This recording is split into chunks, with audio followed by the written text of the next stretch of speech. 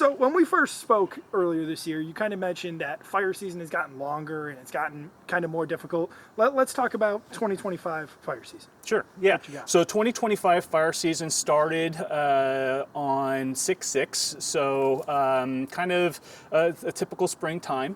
However, this year it did go 7 days longer than the 10-year average. So as we look, fire seasons do go a little bit extended, right? And that's relative to weather patterns that we're seeing nowadays. And another thing, though, that's kind of interesting is even though we go out of fire season, typically the fire season lasts year-round, right? So even though we're out of season and people are able to legally burn non-prohibited materials, we still want them to make sure that they take in consideration the forecasted weather and the weather that we have now and make sure that they burn accordingly, right? So if we do get a drying trend, which we always do in the summertime, make sure that they watch those drying trends. Make sure that they burn safely. Make sure that they have the tools and the water and the communications if they need help to get help out there before they start that match.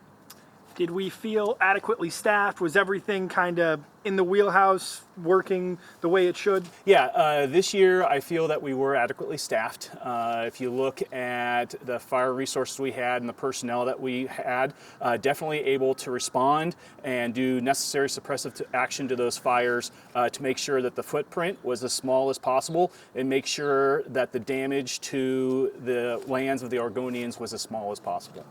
You mentioned that it was productive and you felt good about it. Did you feel that way going into the season, that everything was going to kind of figure itself out, or did you have some doubts that maybe were proved right, in the end? Sure. Yeah, I think that all of us felt comfortable going into this season. Historically, we've had issues with staffing, just like everybody else does, but we did some pretty aggressive looking for folks this year. We have school programs that allow us to get folks that are really interested in the career that we do, and with that, I think that we had everybody that we need, and we were poised well for the season, for this season. In terms of how it looked out there, I joined you on a couple of fires. That was a crazy day together. But what else did it look like this year in terms of how different it might have been from years past? Sure. So every year we get more and more people that build houses and kind of that expansion into the wildland areas, right? So that's something that we see every year. We hope for mitigation with that by folks taking care of their property, doing things to make their homes more defensible if a fire approaches their home. But this year, I would say that the fire season gave us some challenges, right? We certainly have causes, if you will, that are maybe in the increase that allow our firefighters or make our firefighters fight fire in ways that maybe they haven't historically. So kind of some interesting numbers here is the causes that we had: equipment fires, that would be a vehicle, that would be heavy equipment, things to that nature. We still have people out there that are burning illegally. Prohibited materials, burn barrels, debris piles, during fire season. So when folks do that, that definitely puts that challenge to our firefighters as well. We also have warming fires, those campfires, warming fires, cooking fires. Our homeless population still putting fires into the ground and the landscape. That's a challenge for our folks as well.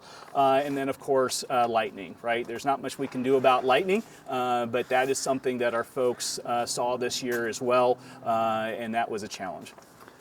Getting into the challenges more, what was our average? Was it higher this year? You mentioned that we went about 7 days longer maybe than that 10-year average, but in terms of how many calls we responded to, was it around the average number? Yeah, so actually I have a few interesting numbers here if I can grab them for you.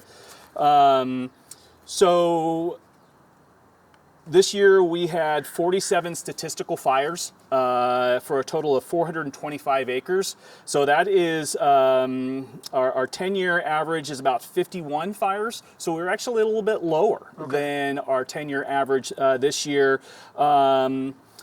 We had fires, including, like I said, campfires, warming fires, debris burning, equipment. Yeah, so I'd say that our fires, the causes of our fires are pretty much average.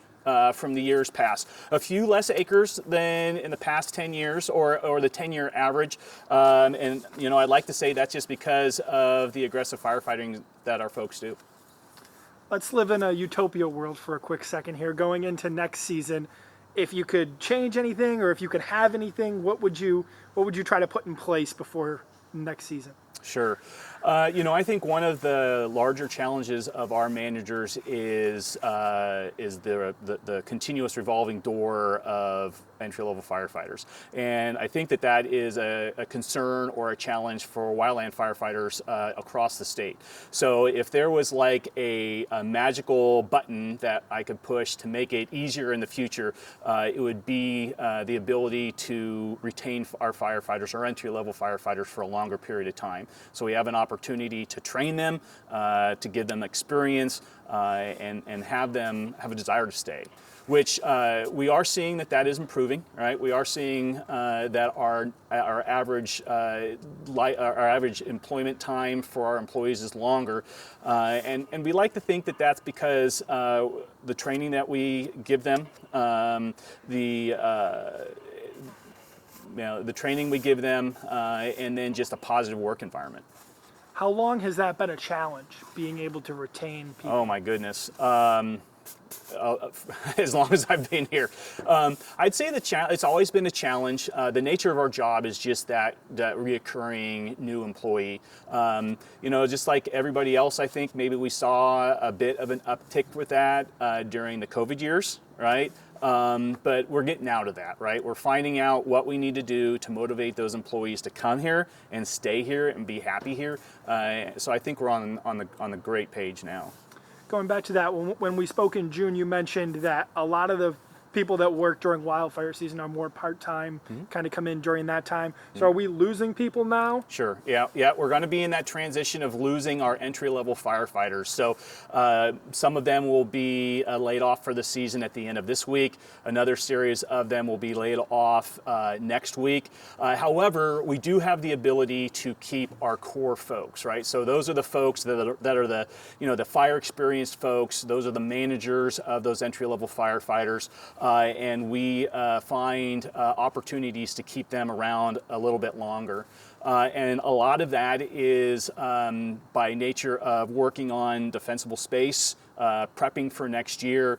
We do a lot of training throughout the winter, training our folks as well as training in our school programs, and also training our volunteer fire department and our RFD partners, just that group effort there. Another thing that we do is we take this opportunity, now that our fire season's coming to a little bit of a relaxed state. We can take a moment, we can take a breath, we can relax. Then we kind of look elsewhere to the folks that helped us when we needed it, such as other parts of the country, other states possibly, and then we have the opportunity to return that favor, right? To send our folks out there to help them.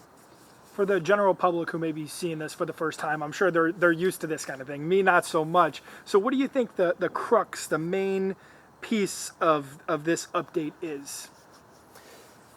The main piece of this input of this interview, I would say, is an acknowledgement that some rain came, right? Fall is here, and that gives us all an opportunity to take a breath, recharge our batteries, for our firefighters, spend some time with their families, and then regroup and get ready for the next year. For the folks that are out there that we serve, just also an awareness that, yeah, the rains came, and yeah, winter is here. However, for us, and within our district, certainly, fire season is year-round.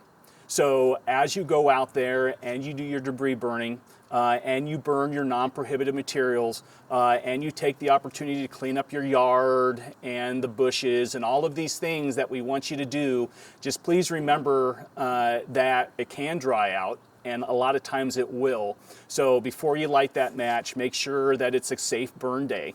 Make sure that it's in a safe location. Make sure that you have the tools like water and hand tools and communication if you do need some help, and burn safely.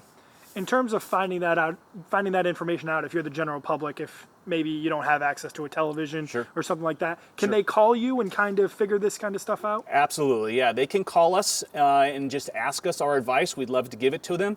And then also they can go to our website, and we have some information there to help the public burn safely as well.